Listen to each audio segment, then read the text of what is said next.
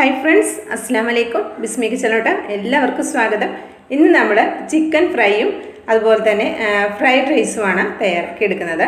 അത് നമുക്ക് എങ്ങനെയാണെന്ന് നോക്കാം. അതിനായിട്ട് ഇതേപോലെ ഒരു വലിയ പാത്രം എടുത്തിട്ടുണ്ട്. ഞാനൊരു 3 കോഴിയാണ് എടുത്തിട്ടുള്ളത്. കിലോ എത്രയാണെന്ന് പറയാൻ എനിക്കറിയില്ല കേട്ടോ.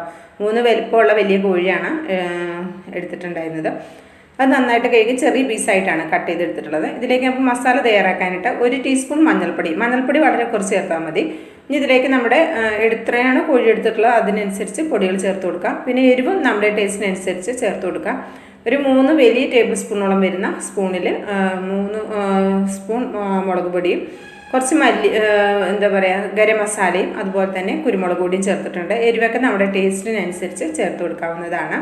ഇതിലേക്ക് ഞാനൊരു 2 വലിയ ടേബിൾ സ്പൂൺ തൈരും കൂടി ചേർത്ത് കൊടുക്കുന്നുണ്ട്. തൈര് അധികം പുളിയില്ലാത്ത തൈര് എടുക്കാൻ ശ്രദ്ധിക്കുക. നമ്മളിതിലേക്ക് നാരങ്ങാനീര് ചേർത്ത് കൊടുക്കുന്നുണ്ട്.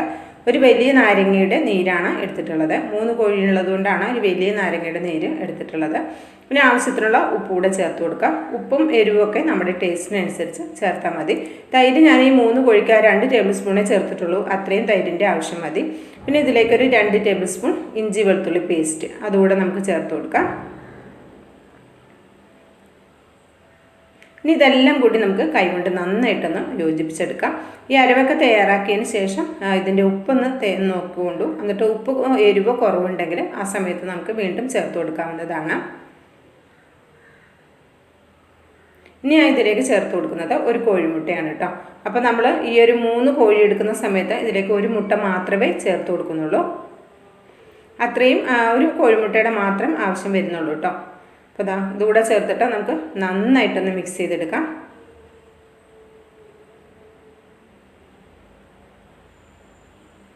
അപ്പോൾ നമ്മുടെ വീട്ടിലൊരു ഫംഗ്ഷൻ ഉണ്ടായിരുന്നു. അതുകൊണ്ടാണ് ഞാൻ ഇത്രയധികം കോഴി ചിക്കൻ ഫ്രൈ തയ്യാറാക്കുന്നത്, 3 കോഴിയുടേത്.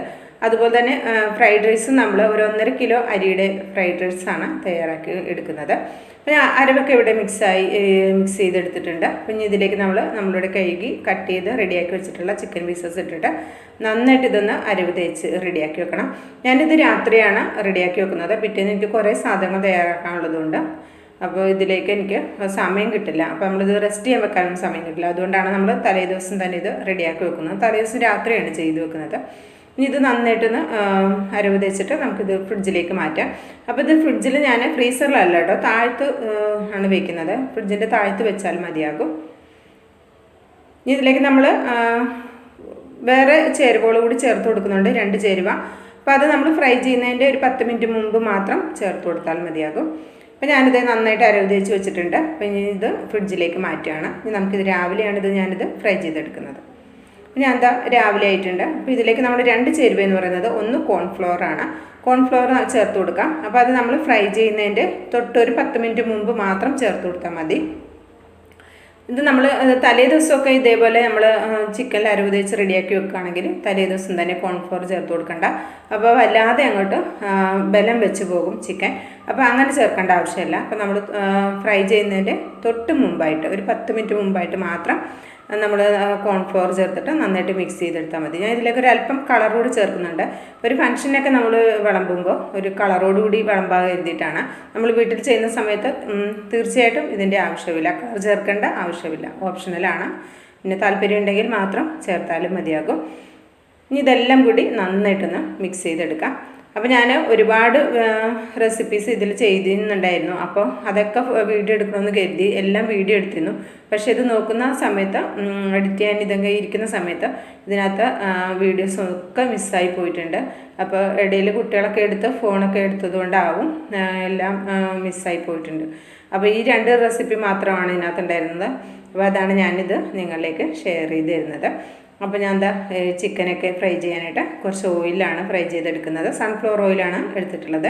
അപ്പോൾ ഓയിൽ നന്നായിട്ട് ഹൈ ഫ്ലെയിമിൽ വെച്ച് ചൂടായതിന് ശേഷം മാത്രം നമ്മളിതുപോലെ ചിക്കൻ പീസസ് ഇട്ട് കൊടുത്ത ഉടനെ നമ്മൾ ഫ്ലെയിം കുറക്കേണ്ട ആവശ്യമില്ല. മുഴുവനും നമ്മൾ ചിക്കൻ എല്ലാ പീസസും ഇട്ട് കൊടുത്തതിന് ശേഷം ഒരു 10-20 സെക്കൻഡ് കഴിഞ്ഞതിന് ശേഷം ഫ്ലെയിം ഒരു മീഡിയത്തിന് വെച്ചിട്ട് നമുക്കിത് ഫ്രൈ ചെയ്തെടുക്കാവുന്നതാണ്. അപ്പോൾ ചിക്കൻ വെന്തും കിട്ടും, നല്ല ടേസ്റ്റി ആയിരിക്കും. കുറച്ച് കറിവേപ്പിലേക്ക് കൂടെ കൂടുതൽ ചേർത്ത് കൊടുത്താൽ കുറച്ചുകൂടി നല്ല ടേസ്റ്റ് ആയിരിക്കും. അപ്പോൾ ഇത് മുഴുവനായും ഫ്രൈ ചെയ്തെടുത്തതിന് ശേഷമുള്ള ഫോട്ടോയും എല്ലാം ഇതിൽ നിന്ന് മിസ്സായി പോയിട്ടുണ്ട് കേട്ടോ. അപ്പോൾ ഒരു പ്രാവശ്യമെങ്കിലും ചിക്കൻ ഇങ്ങനെയൊന്ന് ഫ്രൈ ചെയ്ത് നോക്കൊണ്ടു, നല്ല ടേസ്റ്റി ആയിരിക്കും. അടുത്തായിട്ട് നമ്മൾ ചെയ്യുന്നത് ഫ്രൈഡ് റൈസാണ് ചെയ്യുന്നത്. അതിനായിട്ട് ഞാൻ 1.5 കിലോ ബസ്മതി റൈസാണ് എടുത്തിട്ടുള്ളത്. അത് നന്നായിട്ട് കഴുകിയതിന് ശേഷം ഞാനൊരു 20 മിനിറ്റ് ഒന്ന് വെള്ളത്തിലൊന്ന് സോക്ക് ചെയ്ത് എടുത്തിട്ടുണ്ടായിരുന്നു. എന്നിട്ട് വെള്ളം വരാൻ വേണ്ടി മാറ്റി വെച്ചിട്ടുണ്ട്. അപ്പോൾ ഇതിലേക്കുള്ള വെള്ളം ഞാൻ തിളപ്പിക്കാൻ വെച്ചിട്ടുണ്ട്. കുറച്ചധികം വെള്ളം വേണമല്ലോ, 1.5 കിലോ അരിയല്ലേ. അപ്പോൾ അതിനനുസരിച്ചിട്ട് വെള്ളം ഒരു വലിയ പാത്രത്തിൽ തിളപ്പിക്കാൻ വെച്ചിട്ടുണ്ടായിരുന്നു. വെള്ളം നന്നായിട്ട് തിളച്ച് വന്നിട്ടുണ്ട്. അപ്പോൾ ഇതിലേക്ക് നമുക്ക് ഉപ്പ് ചേർത്ത് കൊടുക്കാം. നമ്മുടെ ചോറിന് ആവശ്യമായ ഉപ്പ് ചേർത്ത് കൊടുക്കണം. വെള്ളത്തിൽ ഉപ്പിൻ്റെ അളവ് കുറച്ച് മുന്നിൽ നിൽക്കുന്ന രീതിയിൽ വേണം ചേർത്ത് കൊടുക്കാനായിട്ട്. ഇനി ഇതിലേക്ക് കുറച്ച് ഓയിലും കൂടെ ഒഴിച്ചു കൊടുക്കാം. നന്നായിട്ട് മിക്സ് ചെയ്തതിന് ശേഷം കുറച്ച് ഓയിൽ, ഞാൻ സൺഫ്ലവർ ഓയിലാണ് എടുത്തിട്ടുള്ളത്. വെളിച്ചെണ്ണ ഉപയോഗിക്കരുത്, മണമില്ലാത്ത ഏതൊരു ഓയിലും ഉപയോഗിക്കാവുന്നതാണ്.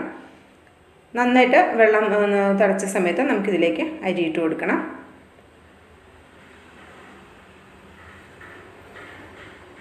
അരി ഇട്ടതിന് ശേഷം നമുക്ക് നന്നായിട്ടൊന്ന് മിക്സ് ചെയ്തെടുക്കണം. ഇതിൻ്റെ വേവ് പ്രത്യേകിച്ച് നോക്കി നിൽക്കണം കേട്ടോ. ഇപ്പോൾ നമ്മൾ ഈ അരി ഇട്ട് കൊടുത്തതിന് ശേഷം നമ്മൾ പെട്ടെന്ന് തന്നെ പോകാൻ പാടില്ല, അങ്ങോട്ടും ഇങ്ങോട്ടും ഒന്നും തിരിയാൻ പറ്റില്ല. അപ്പോൾ ഈ റൈസ് പെട്ടെന്ന് അങ്ങോട്ട് കുക്കാകും. അതുപോലെ ഫ്രൈഡ് റൈസിന് നമുക്ക് ഒരുപാട് നേരം എന്താ പറയുക വെന്ത് പോകേണ്ട ആവശ്യമില്ല. ഒരു 75-80% വേവ് ആകുമ്പോൾ തന്നെ നമ്മളിത് ഊറ്റണം കേട്ടോ. അല്ലെങ്കിൽ ഇതിൻ്റെ വേവ് കൂടിക്കഴിഞ്ഞാൽ നമ്മൾ റൈസ് തയ്യാറാക്കി എടുക്കുന്ന സമയത്ത് അവസാനം നമ്മൾ മിക്സിങ്ങിൻ്റെ സമയത്ത് ഇത് കുഴഞ്ഞു പോകും. അത് വരാതിരിക്കാനാണ്. അപ്പോൾ ഞാൻ പെട്ടെന്ന് തന്നെ ഇത് എനിക്കൊരു 10-12 മിനിറ്റ് കൊണ്ട് തന്നെ പെട്ടെന്ന് വെന്ത് കിട്ടിയിട്ടുണ്ട്. അപ്പോൾ തന്നെ ഞാനിതൊന്ന് ഊറ്റിയെടുക്കുകയാണ്. ഊറ്റിയതിന് ശേഷം ഒന്ന് തണുപ്പിച്ച് എടുക്കണം കേട്ടോ. തണുപ്പിച്ചൊന്ന് ഒരു വലിയ തട്ടിലിട്ടൊന്ന് പരത്തി തണുപ്പിച്ച് എടുക്കുകയാണെങ്കിൽ കുറച്ചുകൂടി നല്ലതാണ്. എൻ്റെ നാത്തൂനാണ് കേട്ടോ ചോറ് ഊറ്റുന്നത്. ഇതിപ്പോൾ നമ്മൾ ചോറൊക്കെ ഊറ്റി അവിടെ ആറാൻ വേണ്ടി ഇവിടെ മാറ്റി ഫാൻ്റെ ചോട്ടിൽ വെച്ചിട്ടുണ്ടായിരുന്നു. അപ്പോൾ ഞാൻ ഇതിലേക്ക് കുറച്ച് ഓയിൽ ഒഴിച്ച് കൊടുത്തിട്ട് കുറച്ച് വെളുത്തുള്ളി, അതുപോലെ തന്നെ സ്പ്രിംഗ് ഓണിയൻ്റെ കുറച്ച് ഭാഗം ലാസ്റ്റ് ബാക്കി ചേർത്ത് കൊടുക്കുന്നുണ്ട്. കുറച്ച് ഭാഗം കൂടി എടുത്തിട്ട് ഇതിലേക്ക് ആ എണ്ണയിലേക്ക് ചേർത്തിട്ട് ഒന്ന് വഴറ്റിയെടുക്കാം.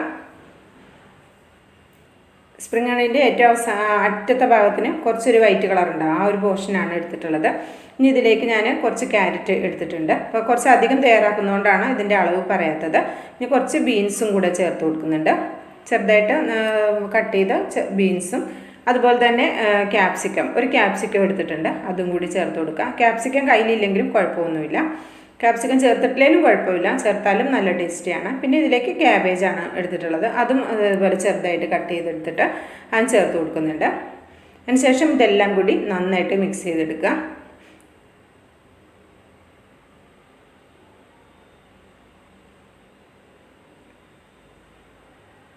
ഇനി ഇതിലേക്ക് ഞാൻ ഒരു 4 കോഴിമുട്ട കൂടി ഒന്ന് ഫ്രൈ ചെയ്തെടുക്കുന്നുണ്ട്. ഉപ്പും കുരുമുളകും ഇട്ടിട്ട് കുരുമുളക് ക്രഷ് ചെയ്തതും കൂടി ചേർത്തിട്ടൊന്ന് നല്ല മുറുക്കനൊന്ന് വറുത്തെടുത്തതാണ്. അതുകൂടി ഇതിലേക്കൊന്ന് ചേർത്ത് കൊടുക്കാം. അപ്പോൾ അതിൻ്റെ വീഡിയോ ഒന്നും ഞാൻ ഇതിലേക്ക് ഉൾപ്പെടുത്തിയിട്ടില്ല കേട്ടോ. അപ്പോൾ മുട്ട പൊരിക്കാനൊക്കെ എല്ലാവർക്കും അറിയാം, അതിൻ്റെ കലക്കുന്ന ഭാഗമൊക്കെ ഉള്ളൂ, ഫ്രൈ ചെയ്യുന്ന ഭാഗം ഉണ്ടായിരുന്നില്ല, അതുകൊണ്ടാണ്. ഇനി ഇതിലേക്ക് ഞാനൊരു 3 ടേബിൾ സ്പൂൺ വരുന്ന സോയ സോസാണ് എടുത്തിട്ടുള്ളത്, അതൊഴിച്ച് കൊടുക്കാം. ഇനി ഇതിലേക്ക് നമ്മൾ റെഡ് ചില്ലി സോസാണ് എടുത്തിട്ടുള്ളത്, അതും കൂടി ചേർത്ത് കൊടുക്കാം. അതും ഒരു 3 ടേബിൾ സ്പൂണോളം വരുന്ന സോസും കൂടി, റെഡ് ചില്ലി സോസ്, അതുകൂടെ നമുക്കിതിലേക്ക് ചേർത്ത് കൊടുക്കാം.